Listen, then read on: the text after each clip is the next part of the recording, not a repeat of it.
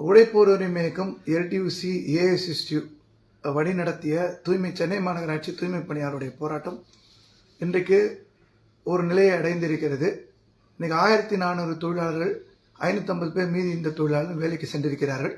இந்த நேரத்திலே அனைத்து தரப்பு இந்த போராட்டத்துக்கு உற்ற பலமாக இருந்த அனைத்து தரப்பினருக்கும் நன்றி சொல்வது எங்களுடைய கடமை என்பதால் நன்றி சொல்ல முன் வந்திருக்கிறோம்.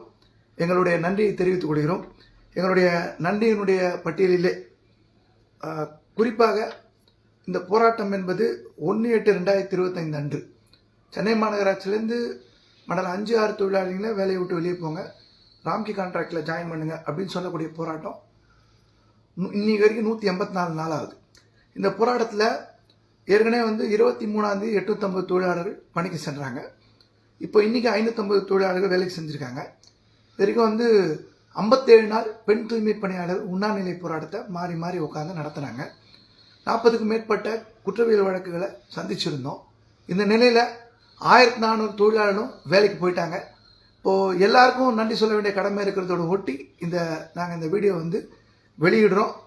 இதில் குறிப்பாக இதில் மீண்டும் சென்னை மாநகராட்சியிலே வேலைக்கு எடுப்பதற்கு எல்லா விதமான முயற்சிகளை எடுக்க முன்னின்ற தமிழ்நாடு மாண்புமிகு முதல்வர் அவர்களுக்கும் எங்களோடு 10 முறைக்கு மேல் தற்போது பல்வேறு வேலைகளுக்கு இடையிலே பேச்சுவார்த்தை நடத்தி உற்ற மரியாதையோடு எங்கள் சங்கத்தோடு எங்களுக்கு நல்ல மரியாதையோடு பேச்சுவார்த்தை நடத்தி தொழிலாளர் மீண்டும் பணியெடுக்க வேண்டும் கடினமான முயற்சிகளை மேற்கொண்ட அறநிலையத்துறை அமைச்சர் மரியாதைக்குரிய அமைச்சர் அவர்களுக்கும் அதன் பின்பு நகராட்சி நிர்வாக அமைச்சர் அவர்களுக்கும் மேயர் மதிப்பிற்குரிய மேயர் அவர்களுக்கும் துணை மேயர் அவர்களுக்கும் எங்கள் போராட்டத்திலே எல்லா விதமான பங்களிப்பை செலுத்திய ஆதரவளித்த கூட்டணி கட்சி தலைவர்களுக்கும் மற்றும் எதிர்கட்சி தலைவர்களுக்கும்